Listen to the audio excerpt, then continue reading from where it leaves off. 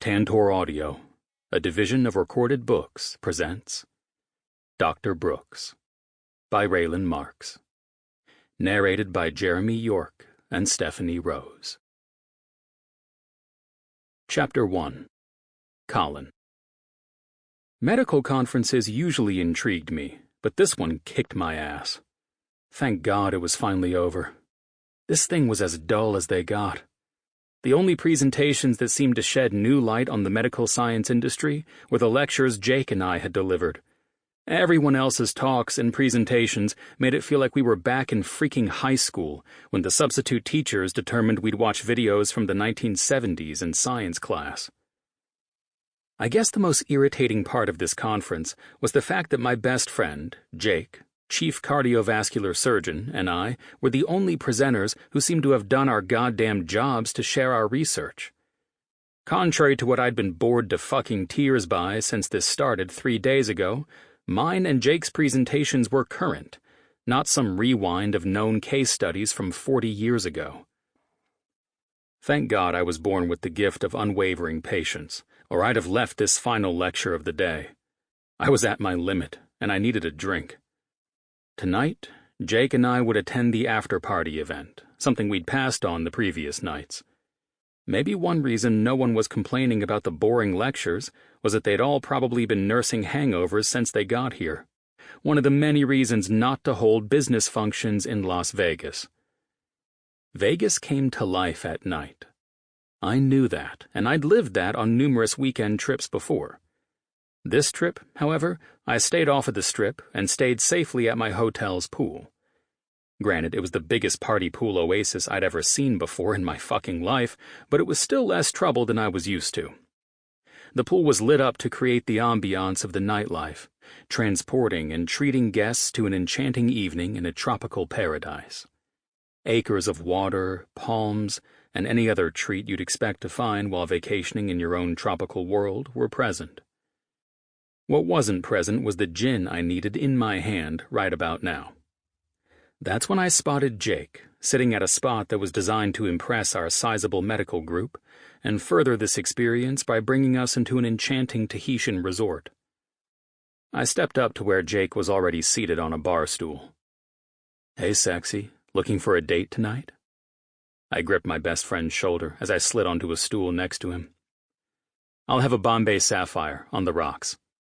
I motioned to the bartender who'd moved my direction. "I don't date pretentious assholes who drink gin," Jake said with a laugh while drinking his scotch. "Jesus, man." He rubbed his forehead and looked over at me. "Am I ever glad this shitstorm finally blew the fuck out of here." I took a large gulp of my favorite liquor and let the drink bring my mind back to life again. Yeah, Obstetrics 101 was my favorite course. Obstetrics 101. Jake rose his glass to me. That's certainly one way of looking at these fucked up lectures. Well, this whole conference is easily compared to the nightmare of our college years. What the fuck was this damn thing for, anyway? Hell if I know anymore. Jake laughed. My guess is a lesson to teach each medical professional about what others do for a living. Jake leaned his elbows on the polished wooden bar. So, OB 101, eh? Did you learn how to deliver a baby today? I laughed, slowly unwinding with each sip of gin. Yes, and it's a good thing I did. I brought the rim of my glass to my lips. So when you knock up Ash for a second time, she can use me as her midwife, and I can help deliver your next child in your bathtub. Jake smiled. The only in-home delivery you'll be doing for Ash is when she calls for Chinese takeout. He sighed. Shit, this area is larger than I thought. 3 fucking pools, waterfalls, palm trees? He frowned. Where are we? Tahiti? I was actually looking for the exit to the beach when I walked out here, I said, though it's still not tempting enough to keep me here until morning. That's when my eye caught the image of a vivacious and attractive young woman.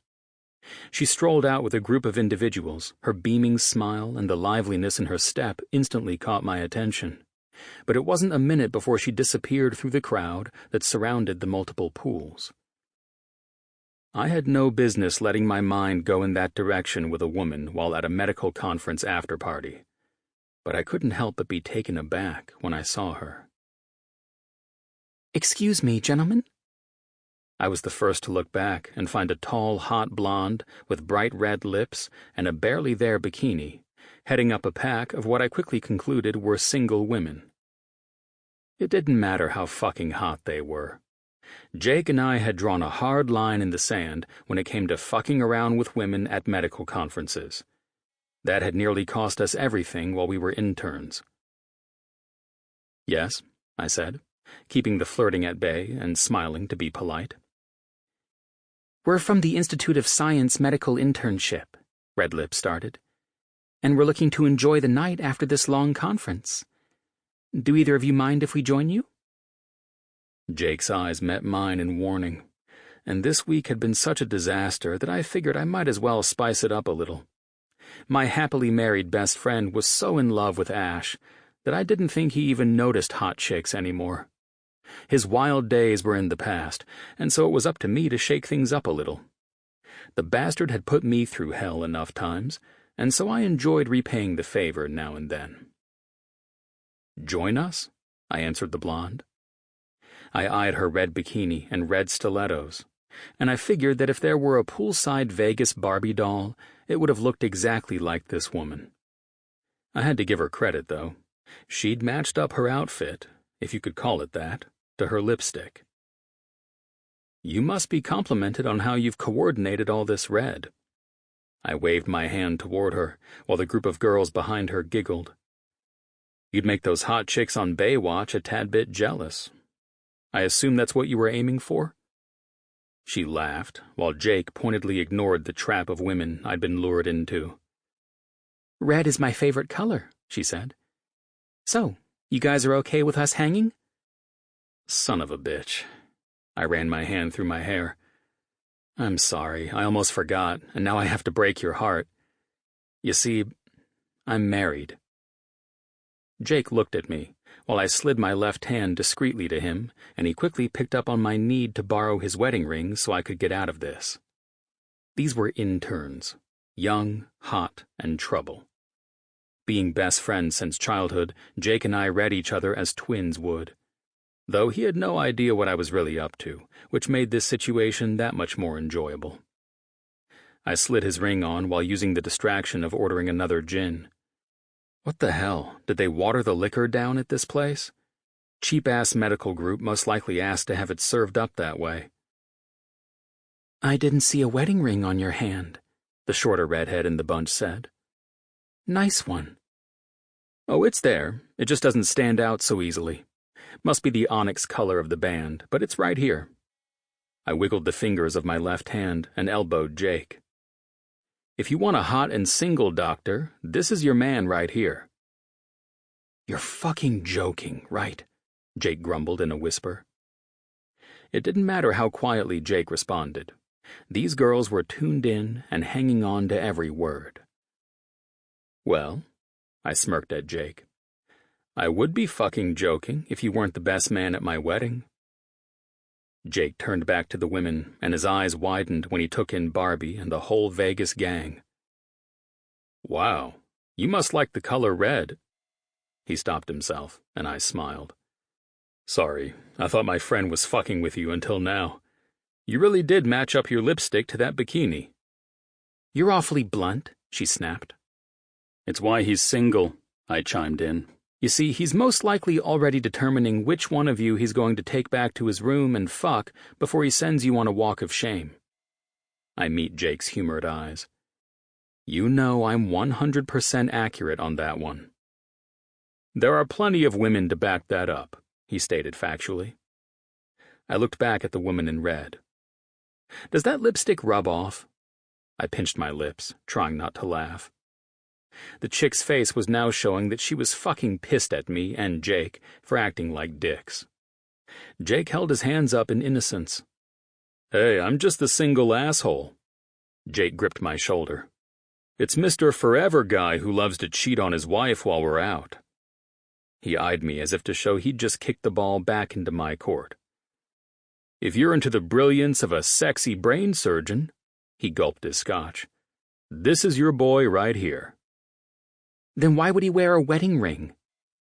It's kinky, I said. I think chicks dig being homewreckers. Now, I'm curious as to how you'll look with those red lips and no matching bikini. Right? Jake feigned curiosity.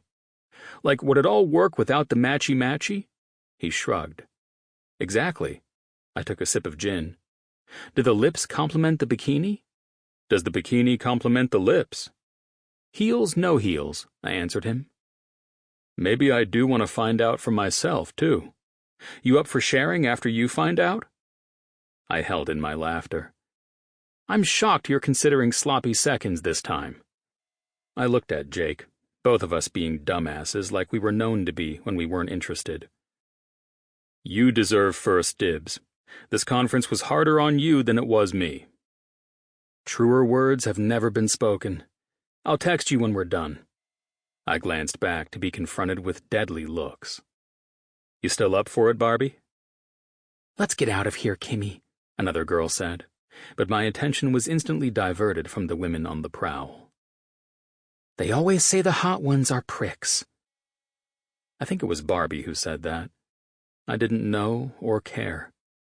I was locked in on the gorgeous woman from earlier.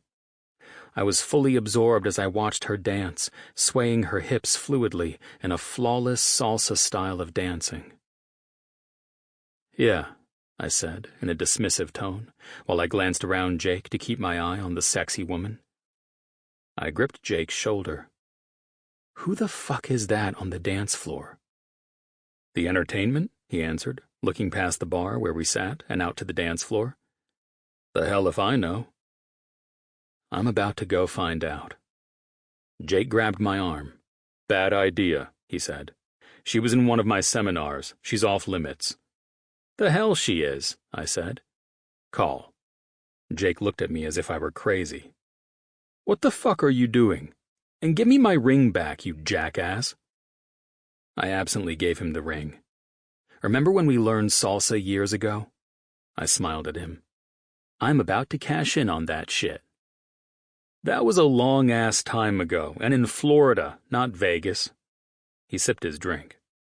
It was also to get us those 2 Cuban princesses in their thong swimsuits to dance with us, and into our beds. I finished his sentence. Well, it looks like that was for the greater good, because I'm about to put those skills to work. You still think you have those moves? I nodded. I'm about to find out if all that money in lessons paid off. You're a horny idiot. Pull your shit together and remember where the fuck we are. A medical conference shindig.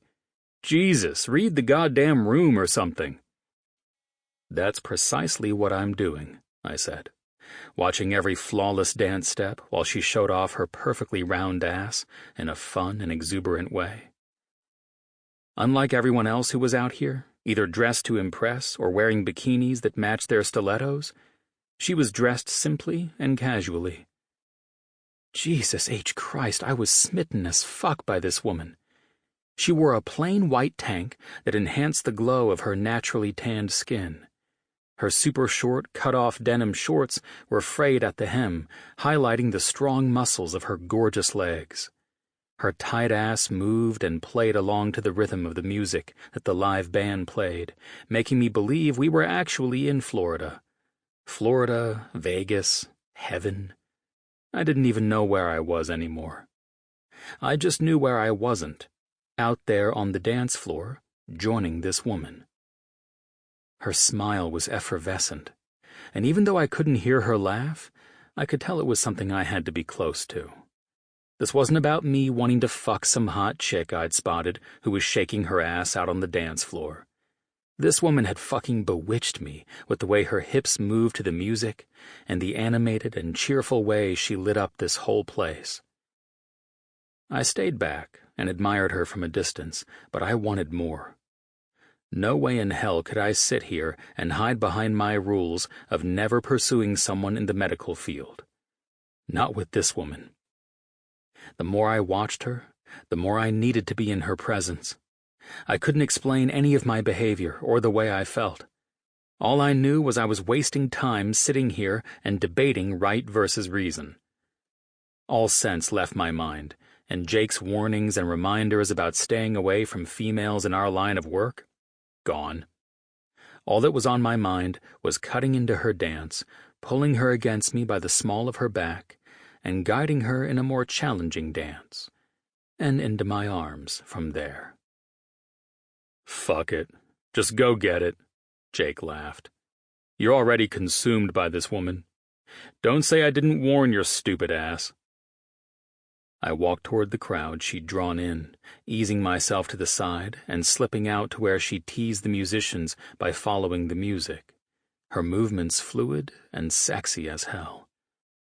I watched her feet, her style, focusing on her skill instead of that beautiful smile that I knew would trip my ass up.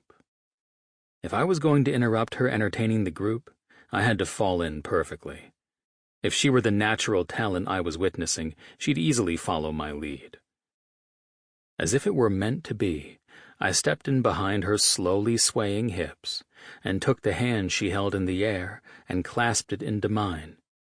She reacted like someone who was expecting a dance partner, and she allowed me to clutch her hip with my other hand and spin her back to me. I dipped her for the hell of it, and that's when her golden brown eyes met mine. I pulled her up in one fluid motion, her hands molding into mine as if they were created to be held by them alone. She arched her eyebrow, her lashes emphasizing the chestnut irises I wanted to drown in. "May I ask who you are, sir?" she asked, moving her hips, complimenting each step I took to guide her in our dance that became more intimate with each moment. "Your future husband," I grinned, spinning her away from me. Her long, flowing hair breezed through the air while I spun her back, and I took her other hand, turning her back to mold against me. "You're confident," she laughed as I twirled her out and dipped her to add to our little routine while bringing her to face me in our dance again. "God damn, you're beautiful," I said, almost missing a step as I let her eyes and that bright expression of hers that had lured me out here take me as her victim. "I could say the same about you," she said, as we continued to move our dance into a more daring, after-dark routine. "And what would you say about me?" I asked, when I pulled her in close. "I have no idea who you are." "Colin." I gave her my real name. "You dance well, Colin," she said, her lips full. My God, this woman's spark of delightful energy radiated from her. "Where'd you learn to dance like this?" "Doesn't matter," I said, pulling my face down to her neck. She smelled like paradise. It was coconut and some floral scent mixed together, assaulting my senses in the best of ways. "All that matters is that I'm out here with you." She laughed again, and I never wanted this dance to end. Did someone slip me a love potion? What was going on with me? Who the hell was this woman? After the dance was over, she thanked me, then tried to escape my grips. "I believe I owe you a drink?" I bit my bottom lip, watching her smooth her hair back into a ponytail. "I believe you do." Her forehead creased in humor.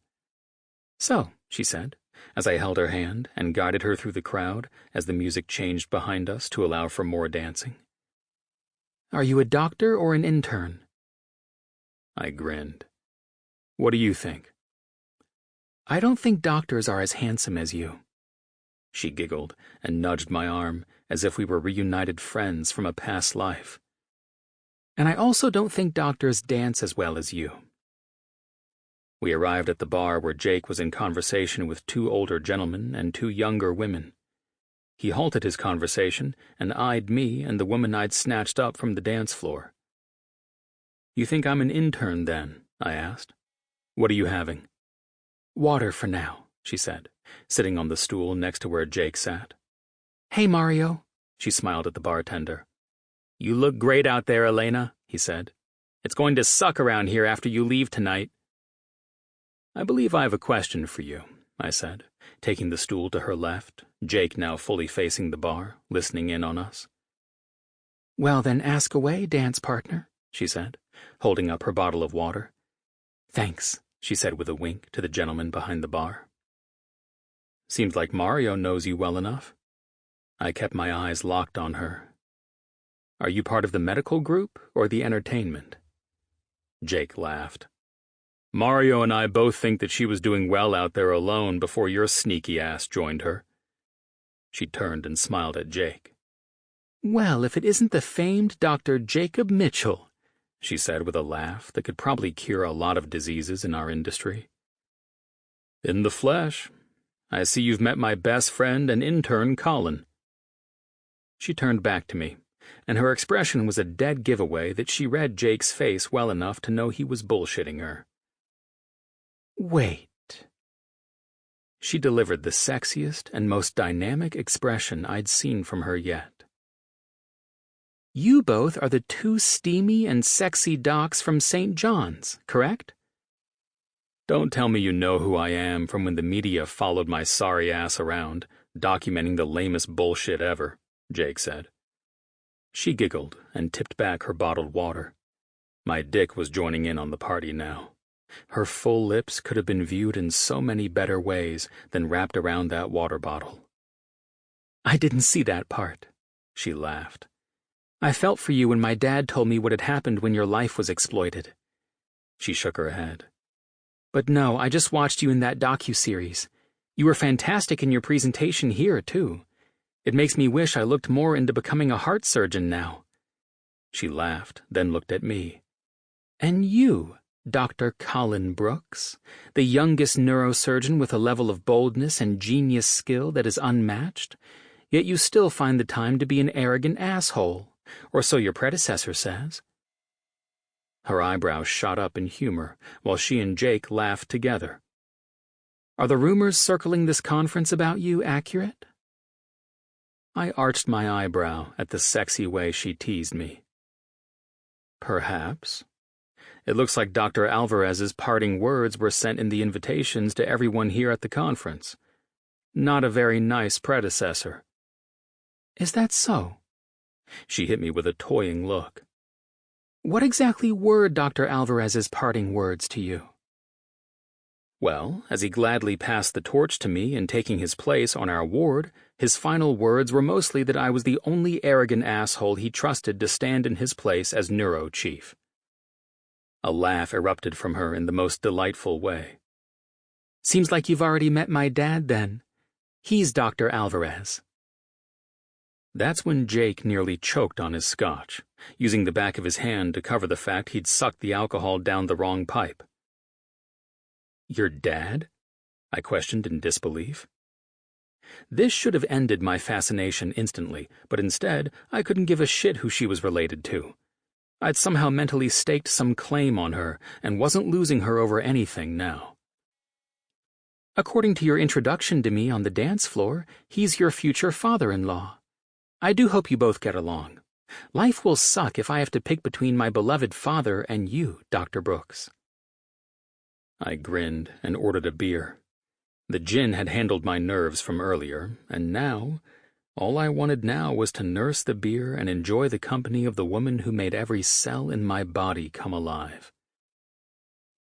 Dr. Alvarez was quite the brilliant neurosurgeon. We were sad to see him retire. "And you?" I questioned. "You never thoroughly answered my question." "And which question was that?" she asked. "Yeah, I think all questions are nailed into your coffin by now," Jake warned with a smile. Damn, it was so intriguing how she blended in with Jake and me, as if we were all old friends. "You think my dad will kick his ass for hitting on me, Dr. Mitchell?" she asked Jake while studying me. "I think Alvarez will definitely kick his ass," Jake said with a laugh. "So the question is," she said, ordering a beer herself, "am I worth that ass kicking?" "Yes, and you're smartly avoiding my main question," I said, taking another sip of my beer. "What exactly is it that you do, and where the hell have you been all my life?" Jake's eyes widened while he shook his head. I'm going to need water and a Heineken, Mario, he called out to the bartender, and then looked at me. This is going to be a long, entertaining night. Jake knew I'd already destroyed all our guidelines for playing it safe in this industry. Now here I was, pursuing our former chief neurosurgeon's daughter. Miguel could easily kick my ass, even in his 60s. Was it worth it? To see this smile and be around the boisterous energy of this woman for the rest of my life? You're goddamn right, it was worth it. Where have I been all your life? She said, with a devious laugh. Well, I've been in Florida, busting my ass so I can work at St. John's. Looks like you and I might be getting married after all, Dr. Brooks. Well, professionally, anyway, she teased. I licked my lips after taking another sip of beer. How so? I'm working in St. John's Neuro Ward and will have my own office outside of the hospital as well. Quite the dream that I worked very hard to achieve. What will you be doing exactly? Surgery? Research? Jake asked, but I already knew. She never pulled her eyes from mine. I'll be the new neuropsychologist. I finished her sentence. That's right, Doc, she teased me with those luscious lips. You're moving into my office building, I said, studying her. And yes, I arched an eyebrow, taking another sip of my beer. You and I will be joined at the hip, mostly. I'm the one who requested a neuropsychologist to work closely with me, my patients, and even in some of my surgeries. I didn't know they'd already hired someone. I was supposed to have the final say in who took the new position. Looks like we both got screwed this week, missing my brother's board meetings, Jake said, shifting to face us both and leaning against the bar. Looks like you and your new wife have a lot to iron out, and forgive me if I say that it looks like the honeymoon is over for both of you. Jake took a sip of his beer and smiled knowingly at me. That's when I watched a tiny ounce of vulnerability flash across her face. Holy crap! She softly giggled, pink coloring her cheeks, and her hypnotic eyes shifted the night's gears into another place. She held her hand out to me. Allow me to introduce myself formally. I'm Dr. Elena Alvarez, she said, as I accepted her handshake. Lovely to meet you, Dr. Brooks. I can already say I like your style. And I can safely say, welcome to St. John's. Whether I hired you or not, those issues are irrelevant after meeting the woman who will make my job much more entertaining. Quite a compliment, she said. I think we'll enjoy each other's company. I absolutely adore working with arrogant asses. Is that so? I smiled. It is. She reached for her beer. I love putting them in their place. Then it's a match made in heaven. Jake raised his beer. Though I have to ask you, Dr. Elena Alvarez, do you think you'll enjoy working around this guy? Jake chimed in, and I could tell my best friend was enjoying the collision course of career death I was on now. The question is, will he enjoy working around me? As I mentioned when I met you on the dance floor, you'll be my wife, work partners or not. I had no idea how to stop this when everything in my body was screaming that I should run this woman off to the closest wedding chapel and have fake Elvis marry us. It was insane. I never believed in any of that love at first sight bullshit. Ever. That was all crazy talk for sappy romantics and hippies who collected crystals. And yet here I was, staring this woman in the eyes and knowing I'd make good on the promise that I'd marry her. Or at least ensure she was mine. Was her dad going to kick my ass? Yes. He knew me all too well. Could my medical license be on the line? No. At least, I didn't think so. There was no way I was going to let any of that get in the way. With the way she was flirting with me, and the way she treated Jake as if we were the Three Musketeers reunited, I knew this was somehow meant to be. She would be mine, and I would ensure that her gorgeous smile brightened more and more as each day passed with her in my life. Thank God she had 3 weeks before her assignment began. I'd just taken 2 weeks of much-needed vacation. Sample complete. Ready to continue?